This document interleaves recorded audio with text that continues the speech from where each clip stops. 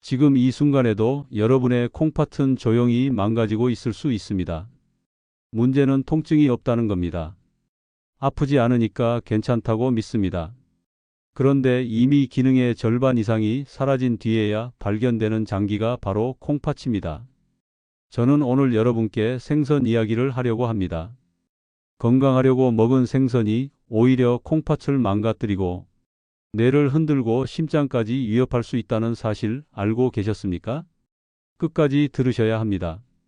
오늘 저는 콩팥을 서서히 무너뜨리는 세 가지 생선과 반대로 콩팥을 지키는 네 가지 생선을 모두 말씀드리겠습니다. 저는 지난 수십 년간 신장질환 환자들의 데이터를 분석해온 사람입니다. 치료를 약속하는 사람이 아니라 생활 속 위험을 경고하고 회복의 길을 제시하는 연구자입니다. 의학계에서는 콩팥을 침묵의 장기라고 부릅니다. 기능이 70% 이상 감소해도 특별한 통증이 없기 때문입니다. 그래서 더 무섭습니다. 여러분의 콩팥을 정수기 필터라고 생각해 보십시오. 65회 이상 한 번도 교체하지 않은 필터입니다. 젊을 때는 짠 음식을 먹어도 기름진 음식을 먹어도 어느 정도 버텼습니다. 하지만 지금은 다릅니다. 필터의 구멍은 커져 있고 탄력은 줄어 있습니다.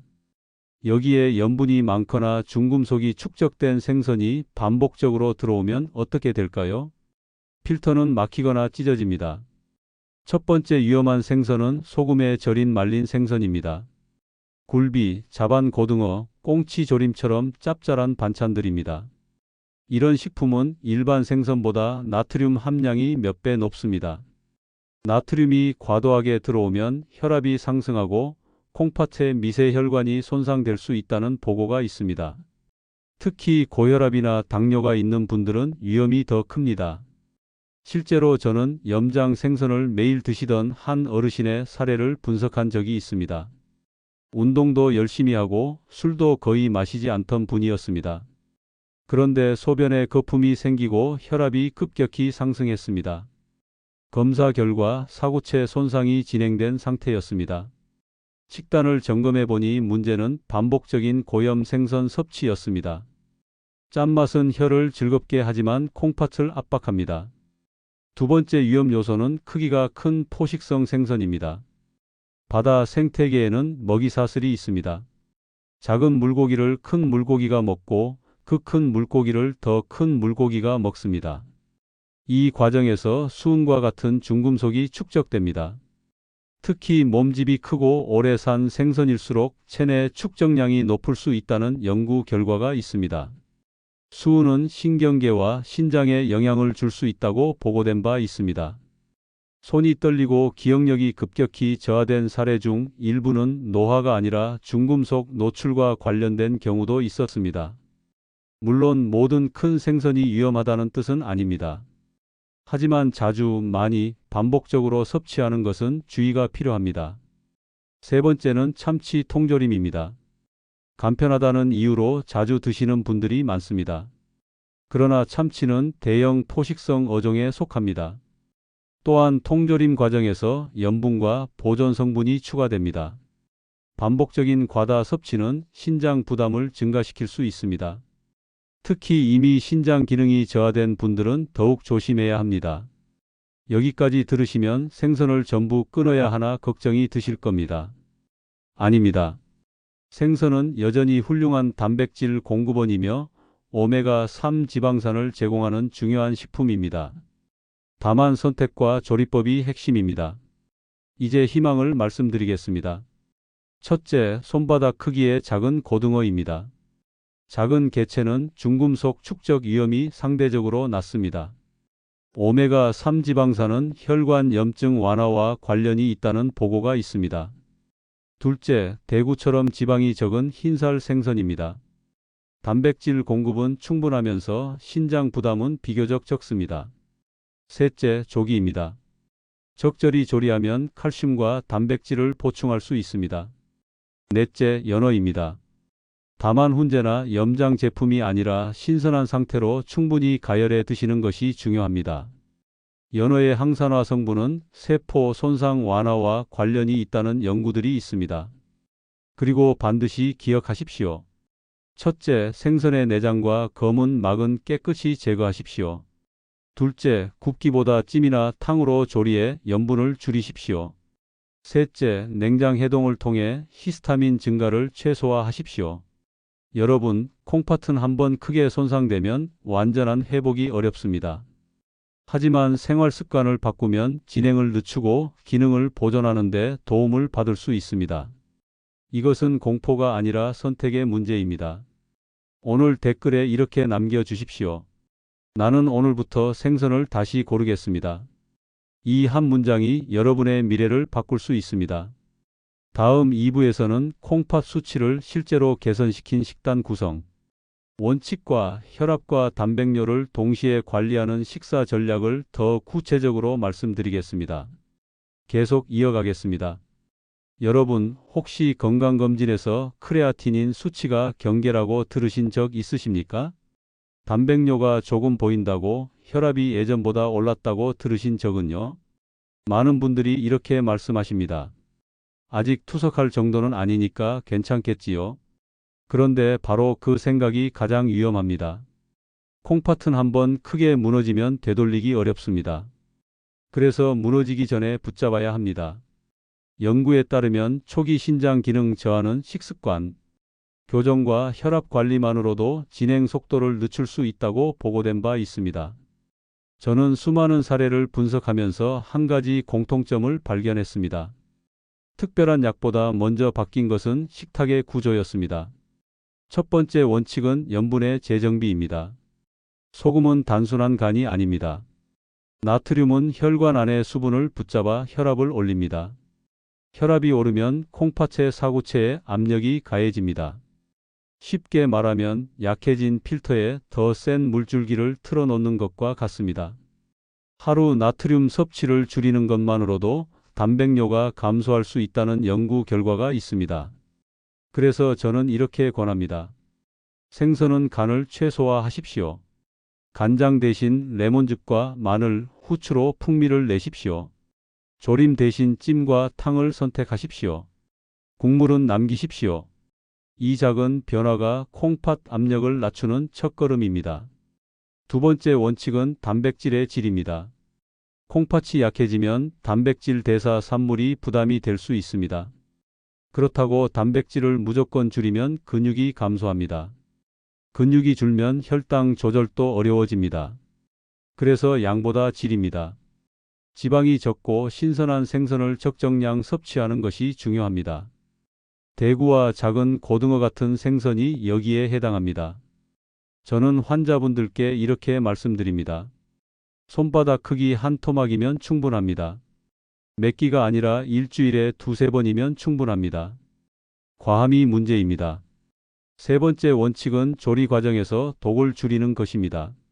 생선 배 안쪽의 검은 막을 반드시 제거하십시오. 이 부분에는 불순물이 축적되기 쉽습니다. 또한 실온 해동은 피하십시오. 히스타민 축적 가능성이 증가할 수 있습니다. 냉장 해동이 기본입니다. 이제 중요한 질문을 드리겠습니다. 이미 수치가 나빠진 분들도 희망이 있을까요? 완전한 회복을 장담할 수는 없습니다. 하지만 진행을 늦추고 안정화시키는 사례는 분명 존재합니다. 실제로 염분 제한과 생선 종류 교체, 체중 감량을 병행한 그룹에서 신장 기능 저하 속도가 유의하게 감소했다는 보고가 있습니다. 여러분, 식단은 단순한 칼로리 계산이 아닙니다. 방향입니다. 짠 생선을 끊고 큰 포식성 생선을 줄이고 통조림 섭취를 제한하는 것, 그리고 작은 고등어, 대구, 조기, 연어를 신선하게 조리해 적절히 섭취하는 것, 이것이 전략입니다. 여기서 한 가지 더 덧붙이겠습니다. 생선만 바꾼다고 끝이 아닙니다. 물 섭취는 개인 상태에 맞게 조절해야 합니다. 이미 부종이 있는 분들은 무조건 많이 마시는 것이 도움이 되지 않을 수 있습니다. 반드시 자신의 상태에 맞는 수분 전략이 필요합니다. 그리고 체중입니다. 복부 지방이 증가하면 인슐린 저항성이 높아지고 이는 신장 혈관에도 부담을 줍니다. 작은 체중 감량만으로도 사구체 역과율 감소 속도가 완화될 수 있다는 연구가 있습니다. 여러분, 콩팥은 포기하지 않습니다. 다만 우리가 신호를 무시할 뿐입니다. 아침에 눈이 붓고 소변에 거품이 많고 혈압이 예전보다 높다면 그것이 신호입니다. 지금 댓글에 이렇게 남겨주십시오. 나는 오늘부터 염분을 줄이겠습니다. 이 한 문장이 행동을 바꿉니다. 다음 3부에서는 뇌와 콩팥을 동시에 지키는 식단 패턴, 그리고 수은 축적을 최소화하는 생선 섭취 간격 전략을 구체적으로 설명해 드리겠습니다. 계속 이어가겠습니다. 여러분, 콩팥 이야기만 했는데 왜 갑자기 뇌가 나옵니까? 이렇게 질문하실 수 있습니다. 이유는 간단합니다. 혈관은 연결되어 있기 때문입니다. 콩팥을 망가뜨리는 식습관은 결국 뇌혈관에도 부담을 줍니다. 그리고 중금속은 콩팥뿐 아니라 신경계에도 영향을 줄 수 있다고 보고된 바 있습니다. 특히 수은은 지용성 성질을 가지고 있어 체내 축적 가능성이 있습니다. 반복적으로 대형 포식성 생선을 섭취하면 축적 위험이 높아질 수 있다는 연구 결과가 있습니다. 손떨림, 집중력 저하, 기억력 감퇴가 단순한 노화가 아닐 가능성도 배제할 수 없습니다. 그래서 저는 이렇게 권합니다. 생선은 종류뿐 아니라 간격이 중요합니다. 같은 종류의 대형 어종을 일주일에 여러 번 반복하지 마십시오.